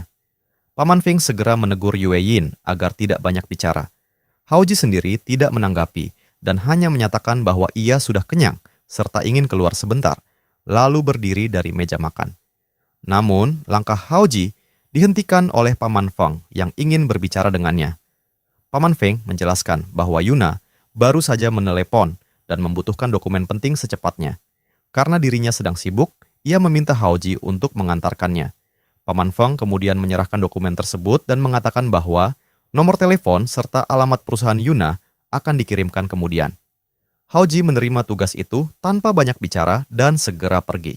Di belakangnya, Yiyun yang mendengar percakapan tersebut diam-diam mulai merencanakan sesuatu, bertekad bahwa cepat atau lambat ia akan mengusir Haoji dari rumah mereka. Singkat cerita, Haoji tiba di perusahaan Yirenmei. Sesampainya di lobi, ia bertanya kepada salah satu karyawan mengenai pengantaran dokumen untuk Direktur Fang. Karyawan tersebut dengan ramah mengarahkan Haoji menuju lift yang mengarah ke ruangan tujuan. Haoji mengucapkan terima kasih lalu berjalan menuju lift. Namun saat hendak masuk, ia berpapasan dengan seorang pria bertubuh besar. Seketika, insting Haoji merasakan ada sesuatu yang tidak biasa. Dalam pikirannya, Haoji menyadari bahwa pria tersebut adalah Black Phantom, seorang pembunuh bayaran kelas internasional yang dikenal sebagai predator wanita. Ia pun mulai bertanya-tanya mengapa sosok berbahaya seperti itu berada di Wuling dan apakah ia sedang mengincar target baru. Pertemuan singkat itu pun berakhir saat pintu lift tertutup, meninggalkan Haoji dengan rasa curiga yang belum terjawab. Setelah beberapa saat, Haoji akhirnya tiba di ruangan yang dimaksud. Tanpa ragu, ia langsung masuk, dan di dalam Yuna sudah menunggunya. Namun bukannya menyambut kedatangan calon tunangannya dengan baik, Yuna justru menunjukkan ekspresi kesal. Ia menegur Haoji karena tidak membiasakan diri mengetuk pintu terlebih dahulu sebelum masuk. Haoji sama sekali tidak menanggapi sikap tersebut. Ia hanya tersenyum tipis, lalu meletakkan dokumen yang diminta di atas meja. Alih-alih mengucapkan terima kasih, Yuna justru menyuruhnya segera pergi jika tidak ada urusan lain. Mendengar itu, Haoji hanya tertawa kecil dan menyindir cara Yuna dalam menyambut tamu. Yuna tidak membalas perkataan tersebut, tetapi ekspresinya jelas menunjukkan perbedaan dari kata-katanya. Saat Haoji hendak pergi, ia sempat memberikan peringatan bahwa kondisi di Wuling sedang tidak aman dan menyarankan agar Yuna tidak keluar sendirian tanpa keperluan penting. Namun peringatan itu justru disalahartikan oleh Yuna sebagai doa buruk. Haoji menanggapinya dengan santai, menegaskan bahwa ia hanya mengingatkan agar Yuna lebih berhati-hati, lalu segera pergi meninggalkan ruangan. Tak lama kemudian, Haoji sudah berada di luar kantor. Tiba-tiba, sebuah mobil balap melaju dengan kecepatan tinggi ke arahnya, seolah hendak menabraknya. Namun mobil itu berhenti tepat di depannya. Dari dalam mobil, Feng Ming menyapanya dan mengajak Haoji untuk ikut ke ajang balapan mobil komunitasnya. Awalnya, Haoji tidak tertarik dan berusaha menolak. Namun, Feng Ming terus membujuk dengan iming-iming hadiah sebesar 1 juta yang akan dibagi 2 jika menang. Dalam hati, Haoji menyadari bahwa ia memang sedang membutuhkan uang. Setelah mempertimbangkan sejenak, ia akhirnya setuju dan masuk ke dalam mobil. Sebelum mereka berangkat, Haoji memastikan bahwa Feng Ming tidak akan menipunya. Feng Ming menjawab dengan senyum sinis yang justru menegaskan keseriusannya. Dan seketika mobil pun melaju cepat menuju lokasi balapan. Setelah melewati jalan panjang dan tikungan yang berkelok-kelok, mereka akhirnya tiba di arena balap. Beberapa anggota komunitas mobil langsung mendekat dan menanyakan siapa yang dibawa oleh Feng Ming. Dengan santai, Feng Ming memperkenalkan Haoji sebagai calon kakak iparnya. Ucapan itu langsung disambut dengan berbagai ejekan. Seorang pria pirang meremehkan Haoji sebagai calon menantu yang hanya ingin menumpang hidup di keluarga Fang. Seorang pria berkacamata menambahkan bahwa Haoji adalah orang yang telah merebut calon istri tuan muda keluarga Wen. Seorang wanita ikut menghina dengan menyebut Haoji sebagai pria licik. Bahkan, seorang pria bertubuh kekar dengan terang-terangan menghina mendiang ayah Haoji. Mendengar hinaan tersebut, Haoji langsung mendekati pria kekar itu hingga mereka berdiri saling berhadapan. Namun, pria itu tetap bersikap angkuh dan merasa bebas mengatakan apa saja, membuat suasana semakin memanas. Tak lama kemudian, balapan diputuskan untuk segera dimulai. Sebelum itu, Feng Ming sempat memperingatkan Haoji mengenai Fei Xiaohu, anak haram bos Fei, agar tidak mencari masalah dengannya. Namun Haoji sama sekali tidak mempedulikannya. Mereka pun bersiap di garis start. Dari dalam mobil, Fei mulai memprovokasi dengan nada mengancam, memperingatkan agar mereka siap menerima konsekuensi jika berani melawannya. Haoji tetap acuh dan justru menanyakan identitas pembalap lain. Feng Ming menjelaskan bahwa pria pirang itu adalah Jin Shixuan, seorang pembalap terkenal dari keluarga Jin. Kini seorang wanita berdiri di garis start lalu mengatakan jika hitungan mundur akan dimulai, dan dalam sekejap mobil-mobil langsung melesat. Di awal balapan, mobil Fei langsung memimpin. Haoji yang duduk dengan tenang menyarankan agar Feng Ming tidak mengejar terlalu agresif, karena lawan sengaja meningkatkan torsi mesin demi kecepatan, yang sangat berbahaya. Dugaan Haoji terbukti benar. Fei dan Jin tampak bekerja sama untuk menjebak mereka. Feng Ming mulai menyadari bahwa salah satu mobil sengaja melambat untuk memberi celah, seolah ingin mencelakakan mereka. Haoji pun menyimpulkan bahwa jika situasi ini terus berlanjut, mereka pasti akan berada di posisi terakhir. Saat memasuki tikungan, Haoji kembali memperingatkan bahwa mereka sedang menjadi target. Ia menegaskan bahwa bisa sampai ke bawah dengan selamat saja sudah merupakan keberuntungan. Namun Feng Ming merasa tersinggung dan menantang Haoji untuk mengemudi sendiri jika memang merasa lebih hebat. Tanpa ragu, Haoji langsung menarik Feng Ming dan menukar posisi mereka. Kini ia yang memegang kendali kemudi. Meski Feng Ming sempat protes, Haoji mengabaikannya dan langsung fokus mengejar ketertinggalan. Ketika mendekati tikungan berbahaya dengan jurang di sisi jalan, Feng Ming mulai gemetaran dan meminta Haoji untuk mengerem. Namun Haoji justru menunjukkan kemampuannya. Ia melakukan teknik drift dengan presisi tinggi, melewati tikungan dengan kecepatan luar biasa. Feng Ming yang menyaksikan langsung kejadian itu menjadi terpukau. Ia mulai memuji Haoji tanpa henti, bahkan mengubah cara memanggilnya dengan penuh kekaguman. Setelah itu, mereka semakin mendekati mobil Fei. Saat Fei melihat kejadian tersebut menjadi terkejut dan tidak percaya bahwa mobil Feng Ming bisa melaju secepat itu. Ia tidak menyadari bahwa orang di balik kemudi sudah bukan Feng Ming, melainkan Haoji. Di sisi lain, Jin tetap tenang dan mulai merencanakan sesuatu. Ia berniat menjatuhkan mobil Haoji saat memasuki tikungan berbentuk W berikutnya. Dari dalam mobil Feng Ming kembali memperingatkan bahwa di depan terdapat tikungan tajam berbentuk W. Namun yang membuatnya semakin panik, Haoji justru terlihat santai sambil minum. Lalu Haoji menyatakan bahwa pertunjukan sebenarnya baru saja dimulai dan semakin memacu laju mobilnya.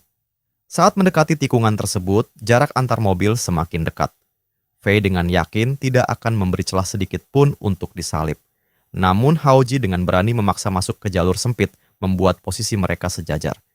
Fei terkejut sekaligus kesal melihat manuver nekat itu. Ia semakin memacu mobilnya dan bersumpah bahwa Haoji tidak akan pernah bisa mengalahkannya. Balapan pun mencapai puncaknya.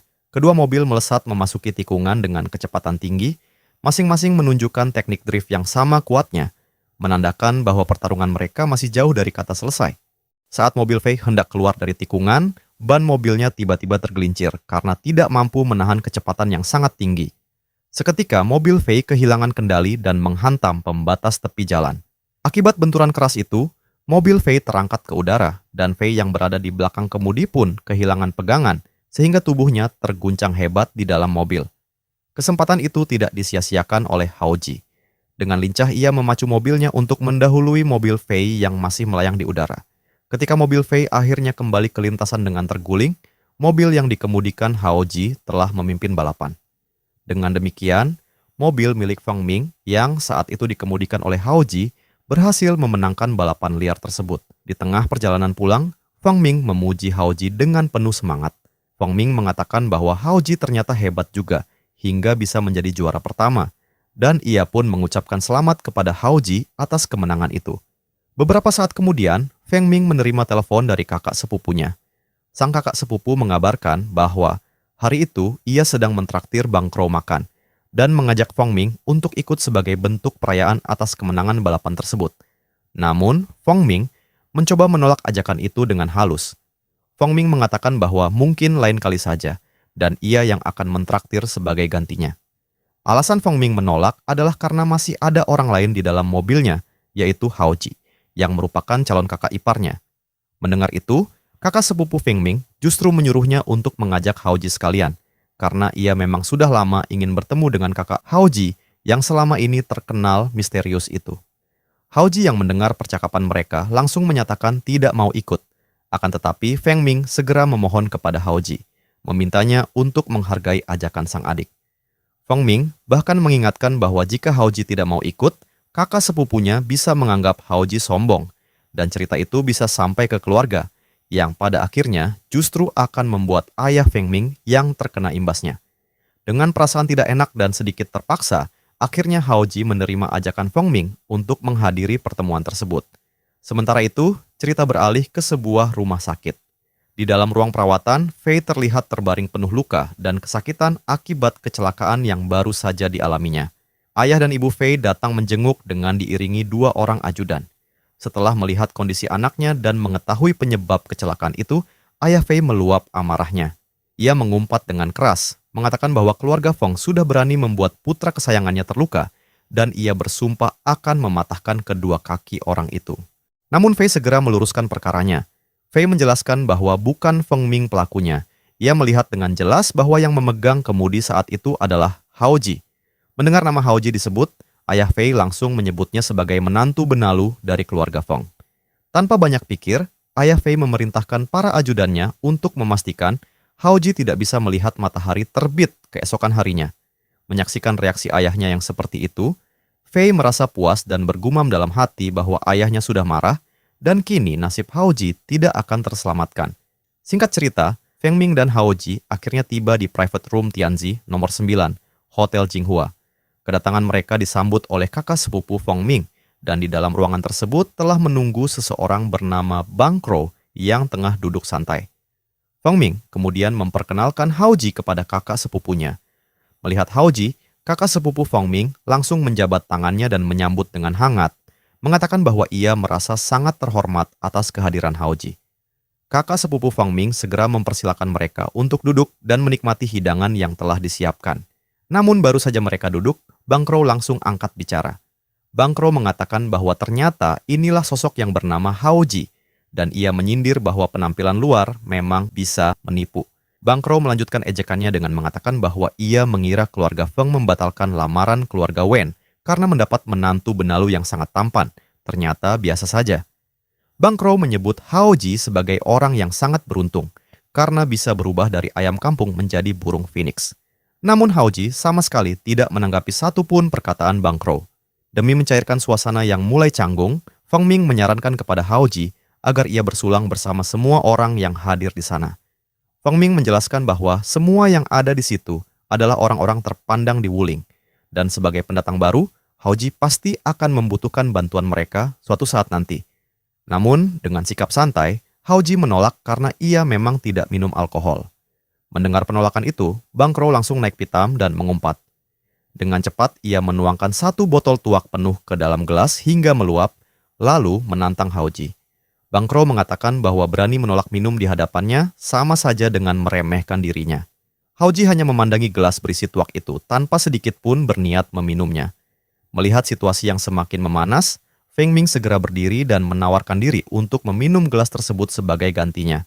Namun kakak sepupu Feng Ming segera memperingatkan dengan senyum licik, mengatakan bahwa ini bukan urusan Feng Ming dan Bang Krou yang sedang marah tidak boleh dicampuri, karena itu justru berarti tidak menghargainya. Feng Ming pun tidak bisa berbuat apa-apa, dan mengatakan bahwa gara-gara Hao Ji merusak hubungan pernikahan keluarga Fong dan keluarga Wen, ia kehilangan bisnis besar. Hao Ji lalu memandang ke arah Bang Krou dan bertanya dengan tenang, apa artinya jika ia meminum segelas itu? Bang Krou yang sedang menyalakan rokok menjawab bahwa itu berarti Hao Ji menghargainya.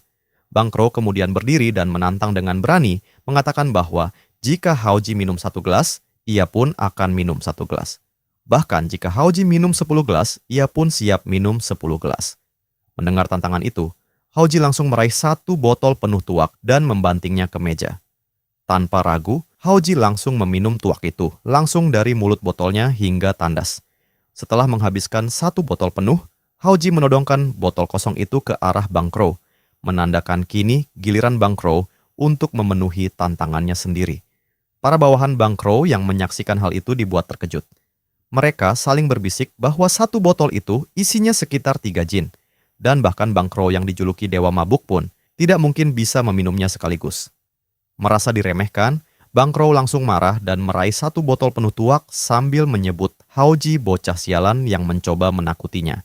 Tanpa mempedulikan apapun, Bang Krou langsung menenggak tuak itu. Namun baru setengah botol yang berhasil ia minum, Bang Krou sudah memuntahkannya.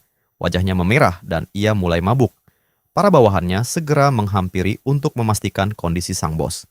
Kakak sepupu Feng Ming yang menyaksikan semua itu kemudian berdiri dan memarahi Haoji.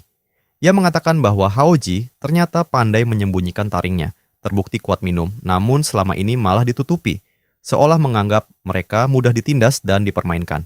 Dengan wajah masih merah karena mabuk, Bang Krou pun meluap amarahnya dan mengancam Haoji, mengatakan bahwa ia berani menipu dirinya dan mengancam bisa membunuh Haoji saat itu juga. Haoji lalu berdiri dengan tenang, tersenyum, dan mengatakan bahwa Bang Krou sendirilah yang mencari mati. Tepat setelah itu, Bang Krou langsung melemparkan botol kosong ke arah Haoji. Namun gertakan murahan seperti itu sama sekali tidak membuat Haoji gentar. Dengan mudah Haoji menghindarinya, lalu balik melemparkan botol kosong yang ada di tangannya ke arah Bang Krou. Botol itu tepat menghantam kepala Bang Krou dan membuatnya tersungkur ke lantai. Kejadian itu langsung membuat seisi ruangan menjadi gaduh dan histeris. Orang-orang di sana berteriak kepada Haoji, mengatakan bahwa ia sangat berani memukul Bang Krou dan mempertanyakan apakah Haoji sudah bosan hidup. Salah seorang dari mereka bahkan mengingatkan bahwa Bang Krou adalah saudara angkat dari bos Zhang Wu. Bang Krou yang masih terbaring sambil memegangi kepalanya yang terluka, segera memerintahkan anak buahnya untuk memanggil seluruh anggotanya ke sana sekarang juga dan memastikan semuanya membawa senjata. Melihat situasi yang semakin kacau, Feng Ming segera memperingatkan Haoji bahwa ia telah membuat masalah yang sangat besar. Anak buah Bang Krou ada ratusan orang. Feng Ming pun heran melihat Haoji yang masih bisa dengan tenang makan dan minum di tengah situasi genting seperti itu. Haoji dengan santai menjawab bahwa ia datang ke sana memang untuk makan dan perutnya belum kenyang, jadi mengapa tidak boleh makan. Mendengar jawaban sesantai itu, Feng Ming hanya bisa pasrah dan mengatakan agar Haoji menanggung sendiri akibatnya. Beberapa saat kemudian, serombongan orang bersenjata tajam telah tiba di depan pintu dan berteriak memanggil nama Bang Krou. Feng Ming berdiri dan mengamati situasi di sekitarnya. Kini ia dan Haoji telah dikepung oleh puluhan anak buah Bang Krou yang datang dari segala arah. Setelah Feng Ming mengamati gerombolan orang yang datang, ia terkejut mengenali seseorang di antara mereka. Feng Ming menyebut orang itu sebagai Chen, seorang preman yang terkenal di Wuling karena kebiasaannya menyerang orang dengan senjata tajam. Chen segera menghampiri Bang Krou dan menanyakan kondisi lukanya, apakah perlu dibawa ke rumah sakit untuk diperban. Namun Bang Krou tidak peduli dengan perhatian Chen. Ia langsung memerintahkan semua orang untuk mencincang Haoji hingga mati. Dengan tekad yang mengerikan, Chen bersiap melaksanakan perintah tersebut. Ia mendekati Haoji dengan insting seorang pembunuh dan memperingatkan bahwa di kehidupan selanjutnya, Haoji harus membuka matanya lebar-lebar dan tidak boleh cari masalah dengan orang yang tidak bisa ia sentuh. Setelah mengucapkan ancaman itu, Chen langsung menebaskan senjata tajamnya ke arah Haoji. Namun terjadi sesuatu yang tidak terduga. Hanya dengan 2 jari, Haoji berhasil menghentikan tebasan senjata tajam itu. Haoji lalu menatap Chen dengan aura dingin seorang pembunuh bayaran yang kejam. Seketika wajah Chen menjadi pucat pasi, seolah ia baru menyadari sesuatu yang sangat penting. Tanpa diduga, Chen langsung bersujud di hadapan Haoji dan memohon maaf. Chen mengaku buta karena tidak mengenali orang sehebat Haoji dan memohon agar kesalahannya diampuni. Melihat hal itu, Bang Krou menjadi marah dan menyebut Chen seperti orang yang salah minum obat. Namun Chen segera membantah. Chen menjelaskan bahwa Tuan Haoji adalah orang yang mampu membunuh ahli bela diri dari Jepang hanya dengan 1 tendangan dan membunuh Black Panther hanya dengan 1 lemparan pisau. Chen menegaskan bahwa ia menyaksikan semua itu dengan mata kepalanya sendiri saat menemani bos Zhang Wu ke tempat Black Panther. Haoji tersenyum kecil mendengar pengakuan itu dan berkata bahwa untung saja Chen masih ingat, karena kalau tidak, Chen pasti sudah menjadi mayat saat itu juga. Chen kembali bersujud dan mengucapkan terima kasih kepada Haoji karena telah mengampuninya. Haoji lalu segera menyuruh Chen untuk pergi dan tidak mengganggu dirinya yang sedang makan. Chen pun segera memerintahkan semua anak buahnya untuk pergi dari tempat itu. Namun Bang Krou yang semakin kesal mencoba mencegah semua orang untuk pergi. Chen memperingatkan Bang Krou bahwa Haoji bukan orang yang bisa mereka usik, dan lebih baik mereka segera pergi sebelum semuanya binasa. Chen juga berbisik kepada Bang Krou bahwa bos Jang Woo sendiri sudah memberi peringatan agar kejadian di tempat Black Panther tidak dibocorkan kepada siapapun. Meskipun demikian, Bang Krou tidak mau menerima peringatan itu. Amarahnya semakin meluap dan ia kembali menyebut Haoji hanya menantu benalu dari keluarga Feng. Bang Krou lalu mengumumkan hadiah 1 juta bagi siapapun yang berhasil membunuh Haoji. Para bawahan Bang Krou langsung terkejut dan tergiur mendengar besarnya hadiah tersebut. Mereka tidak lagi peduli siapa sebenarnya Haoji, dan dengan nekat mereka menyerbu Haoji bersama-sama dengan senjata tajam di tangan. Namun sebelum serangan itu benar-benar terjadi, Chen lebih dulu bertindak. Dengan senjatanya sendiri, Chen melukai 2 orang anak buah Bang Krou dan memperingatkan bahwa siapapun yang berani kurang ajar lagi kepada Tuan Haoji, nasibnya akan sama seperti 2 orang yang baru saja ia lukai. Setelah itu, Chen mengajak semua orang untuk segera meninggalkan tempat tersebut. Saat Bang Krou berjalan keluar dari ruangan itu, ia sempat menoleh ke belakang dan mengancam Haoji bahwa urusan mereka belum selesai dan ia akan membalas semua ini. Adegan kemudian beralih, memperlihatkan sebuah berita yang muncul di layar handphone. Berita itu melaporkan bahwa tadi malam, seorang siswi kelas 3 SMA di kota tersebut telah diperkosa lalu dibunuh dengan sadis. Lokasi pembunuhan hanya berjarak 1 kilometer dari sekolah. Pihak kepolisian tengah berusaha keras memecahkan kasus tersebut dan mengimbau seluruh wanita untuk mengurangi aktivitas di luar rumah demi keselamatan diri sendiri. Di sebuah tempat, tampak seorang pria bertubuh tinggi besar sedang meminum anggur sambil berbicara dengan nada tidak bermoral. Ia mengatakan bahwa siswi yang kemarin memang polos namun kurang menggairahkan, dan berandai-andai bahwa korban yang lebih dewasa pasti jauh lebih memuaskan. Ternyata, pria itu adalah Black Phantom, seorang predator wanita yang tidak lain adalah adik kandung dari Black Panther. Tidak lama kemudian, sebuah panggilan telepon masuk dengan nama Soul Reaper di layarnya. Orang dalam panggilan itu menanyakan apakah urusannya sudah selesai. Black Phantom menjawab bahwa ia belum mengetahui siapa yang membunuh kakaknya, Black Panther, namun ia bersumpah bahwa siapapun pelakunya akan menanggung akibatnya. Seorang pria botak yang berada di dalam mobil itu merespon dengan nada kecewa, mengatakan bahwa ia sudah menduga Black Phantom tidak bekerja dengan benar dan malah sibuk memburu wanita. Pria botak itu kemudian mengingatkan bahwa Huaxia adalah tempat lahirnya seni bela diri dan tidak ada yang tahu berapa banyak ahli bela diri yang bersembunyi di sana. Ia memperingatkan Black Phantom agar berhati-hati supaya tidak mati konyol. Pria botak itu juga menyampaikan informasi terbaru dari Black Butterfly, bahwa 3 pembunuh bayaran kelas S yang disewa keluarga Kors telah memasuki wilayah Huaxia. Mendengar kabar itu, Black Phantom sedikit terkejut dan tidak menyangka. Pria botak itu kembali memperingatkan bahwa Huaxia saat ini sedang menjadi pusat perhatian dunia gelap, dan ia menyarankan Black Phantom untuk tidak terlalu banyak tingkah. Setelah itu percakapan mereka pun berakhir. Tepat di saat yang bersamaan, terdengar suara ketukan pintu. Black Phantom membuka pintu apartemennya sambil menyembunyikan pistol di balik tubuhnya sebagai kewaspadaan. Ternyata yang datang hanyalah seorang informan, salah satu anak buahnya. Informan itu melaporkan bahwa ia telah berhasil menemukan informasi mengenai orang yang membunuh Black Panther. Informan itu menyebutkan bahwa orang itu bernama Haoji, menantu benalu dari keluarga Feng. Black Phantom meremehkan dan bertanya, apa hebatnya seorang menantu benalu?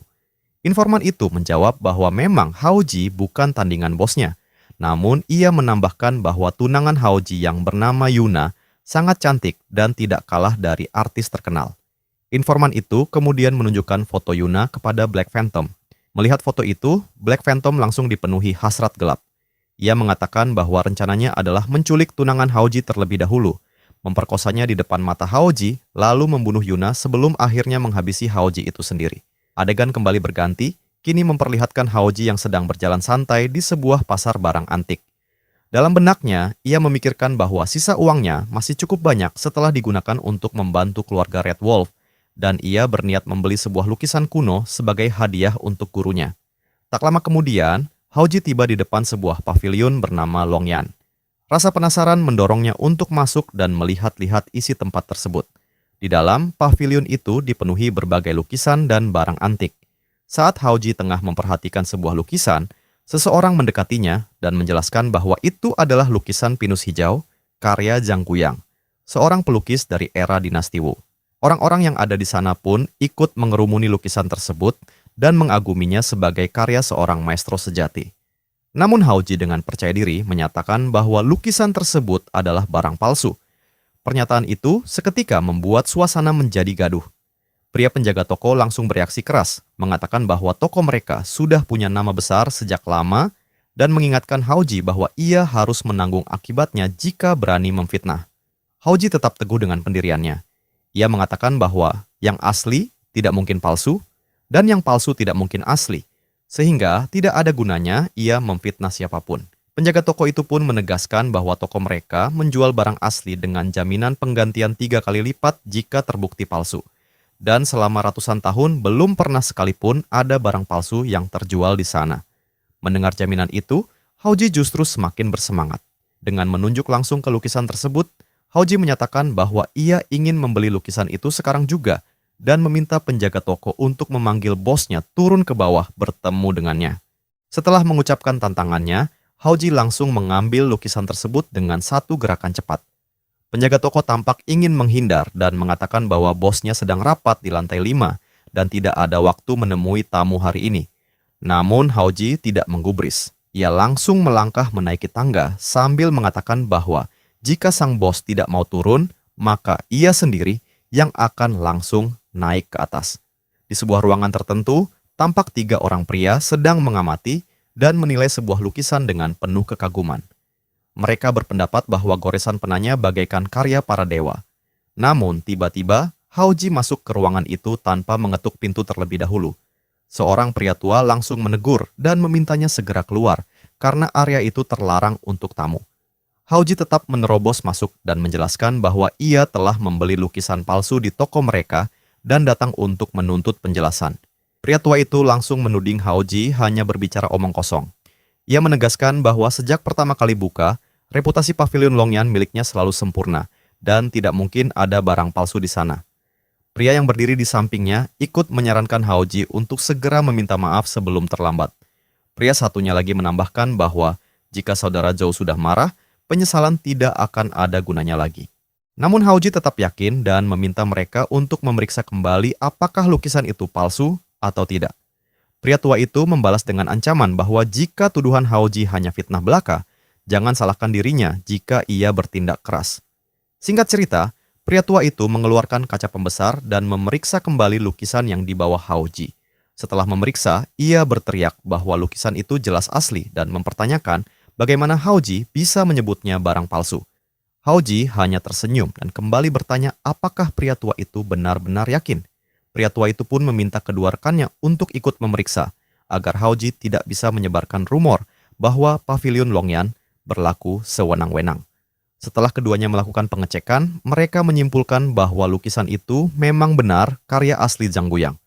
Mereka menduga Haoji sengaja mencari masalah atau memang pengetahuannya rendah namun sok mengerti.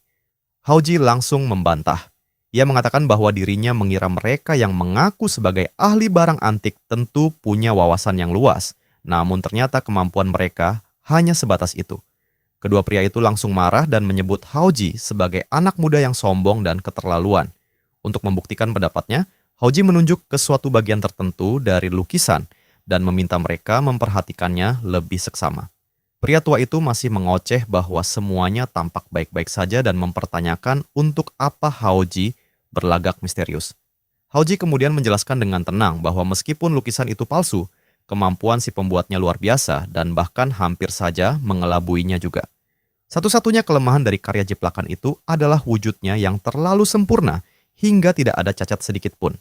Padahal, lukisan asli Zhang Guyang selalu memiliki cacat. Haoji menegaskan bahwa betapapun tingginya kualitas sebuah tiruan, ia tetaplah tiruan. Pria tua itu tidak terima dan bersikeras ingin membuktikan bahwa Haoji salah. Pria berkacamata di sampingnya pun ikut mencibir bahwa karya tiruan melampaui yang asli adalah omong kosong semata. Namun, meski berseberangan pendapat, pria tua itu tetap menelepon dan meminta seseorang untuk membawakan satu lukisan karya Zhang Guyang beserta kaca pembesar dengan pembesaran minimal 10 kali lipat. Kini kedua, lukisan karya Zhang Guyang diletakkan berdampingan. Pria tua itu menantang Haoji untuk memberikan pendapatnya. Setelah sekilas melihat keduanya, Haoji menjelaskan bahwa kedua lukisan itu memang memiliki gaya yang mirip. Namun, pada lukisan pemandangan gunung dan sungai terdapat cacat halus di antara sapuan kuas. Sementara, pada lukisan pinus hijau yang ia beli tidak ada cacat sedikit pun. Haoji mempersilakan mereka untuk membandingkan sendiri, menggunakan kaca pembesar 10 kali lipat itu jika tidak percaya. Sesuatu yang tidak terduga pun terjadi. Saat pria tua itu memeriksa sendiri dengan seksama, ia terpaksa mengakui bahwa sang peniru ini benar-benar lebih hebat dari pelukis aslinya. Kedua, pria lainnya, setelah turut memeriksa pun mengakui bahwa setelah berpuluh tahun meneliti lukisan, mereka tidak menyadari bahwa benda itu adalah barang palsu. Haoji lalu menatap pria tua itu dan menuntut agar janji ganti rugi 3 kali lipat dipenuhi sesuai dengan yang telah dijanjikan oleh Pavilion Longyan. Pria tua itu tentu saja bersedia, namun Haoji mengejutkan mereka dengan mengatakan bahwa ia tidak perlu dibayar dengan uang. Cukup izinkan ia memilih satu lukisan dengan nilai yang setara saja. Mereka segera mengantar Haoji untuk memilih lukisan yang ia inginkan, dan kekurangan dari nilai ganti rugi yang tersisa akan ditutupi oleh uang pribadi sang pria tua. Setelah memilih, Haoji bergurau kepada pria tua itu, bertanya apakah ada syarat tambahan di balik kebaikan hatinya. Pria tua itu hanya tersenyum dan mengatakan bahwa ia hanya ingin berteman dengan anak muda seperti Haoji. Mendengar itu, Haoji dengan senang hati menerima tawaran pertemanan tersebut. Setelah urusan selesai, Haoji pergi meninggalkan Pavilion Longyan. Pria berkacamata kemudian bertanya kepada pria tua itu, mempertanyakan untuk apa ia membuang uang sebanyak itu hanya demi berteman dengan seorang bocah. Ternyata pria tua itu adalah kakek Zhou, dan ia menjelaskan bahwa ketajaman mata telanjang Haoji 10 kali lipat dari orang biasa, yang berarti kemampuan bertarungnya pasti sangat luar biasa. Menurut kakek Zhou, mengeluarkan uang 800.000 demi mendapatkan teman sehebat Haoji justru membuatnya yang lebih diuntungkan. Beberapa saat kemudian, Haoji telah kembali ke rumah Paman Feng. Ia menyapa pamannya, dan Paman Feng langsung menyambutnya dengan gembira, mengajaknya segera duduk untuk makan bersama. Saat Haoji telah duduk, kakek Yuna yang juga ada di sana bertanya tentang lukisan yang dibawa Haoji. Haoji menjelaskan bahwa ia baru saja membelinya di Pavilion Longyan. Mendengar nama toko itu, kakek Yuna terkejut dan bertanya bagaimana Haoji bisa masuk ke toko milik Zhou Changsheng. Kakek Yuna juga memperingatkan bahwa saat ini banyak barang palsu beredar di pusat barang antik dan anak muda seperti Haoji mudah tertipu. Lalu ia meminta untuk melihat lukisan tersebut. Haoji yang sedang makan hanya menjawab dengan santai agar kakek tidak perlu khawatir karena ia sudah memeriksanya dan lukisan itu asli. Ibu Yuna yang mendengarkan percakapan itu kemudian ikut berkomentar, mempertanyakan dari mana Haoji mendapat uang untuk membelinya, karena keluarga Feng tidak pernah memberinya uang sepeser pun. Feng Ming yang duduk di sebelahnya langsung memotong pembicaraan dan menjelaskan bahwa Haoji telah membantunya memenangkan balapan mobil. Namun, ibunya seketika marah dan menyuruh Feng Ming untuk diam. Merasa diremehkan, Haoji menjelaskan dengan tenang bahwa ia menemukan barang palsu di Pavilion Longyan, lalu mendapat ganti rugi dari mereka, dan kekurangannya ditutupi oleh kakek Zhou sebagai tanda pertemanan. Kakek Yuna langsung menolak percaya dan menyebut Haoji pembohong, mengatakan bahwa Zhou Changsheng adalah tokoh ternama di dunia barang antik dan tidak mungkin membutuhkan bantuan dari seorang bocah seperti Haoji. Ibu Yuna kembali berbicara dengan nada tegas. Ia mengatakan bahwa bukan masalah kemiskinan Haoji yang membuatnya keberatan, melainkan kebiasaan Haoji yang suka membual dan melebih-lebihkan diri sendiri yang menunjukkan karakternya bermasalah. Ia menegaskan bahwa Yuna tidak boleh menikah dengan orang seperti itu. Haoji lalu berdiri dan berkata dengan tenang bahwa semua yang ia ucapkan adalah fakta, dan ia tidak bisa memaksa siapapun untuk percaya. Ia pun berpamitan untuk kembali ke kamarnya karena sudah selesai makan. Tepat saat itu Paman Feng memanggilnya, namun Haoji tidak menanggapi dan terus melangkah pergi. Masih terdengar suara kakek Yuna yang berkata kepada Paman Feng agar ia melihat sendiri kelakuan orang pilihannya itu. Paman Feng yang masih memandangi punggung Haoji menjawab dengan tenang bahwa ia berutang nyawa kepada ayah Haoji, dan apapun yang terjadi, ia tidak mungkin meninggalkan Haoji begitu saja. Ia berjanji akan mencari waktu yang tepat untuk berbicara serius dengannya. Adegan kembali beralih ke paviliun Longyan. Seorang pria mendatangi kakek Zhou dan memanggilnya sensei. Kakek Zhou langsung menanyakan hasil penyelidikannya. Murid itu yang bernama Han menjelaskan bahwa Haoji hanyalah calon menantu yang menumpang hidup di keluarga Feng. Mendengar informasi itu, kakek Zhou justru memperingatkan Han dengan serius. Kakek Zhou mengatakan bahwa ia tahu Han baru saja berusia 30 tahun dan kultivasinya sudah mencapai tahap awal kiblat, sesuatu yang sangat langka. Namun meski begitu, kakek Zhou menegaskan agar Han tidak sekali-kali meremehkan Haoji. Han kemudian meluruskan bahwa bukan dirinya yang meremehkan, melainkan hampir seluruh keluarga Feng kecuali Paman Feng yang memandang rendah Haoji. Setelah menimbang sejenak, kakek Zhou meminta Han untuk membantunya melakukan satu hal. Singkat cerita, Han telah tiba di kediaman Paman Feng. Ia membawa pesan dari kakek Zhou yang mengundang keluarga Feng untuk hadir dalam perjamuan keluarga Zhou pada tanggal 10 bulan depan. Paman Feng ingin mengetahui alasan di balik undangan tersebut. Han sedikit tersinggung dan bertanya apakah keluarga Feng tidak berniat datang sehingga perlu menanyakan alasannya. Ibu Yuna segera meredakan suasana dan meminta Han tidak marah, mengakui bahwa pihak keluarga Feng yang terlalu lancang. Han kemudian bertanya mengapa dari tadi ia tidak melihat sosok Haoji di sana.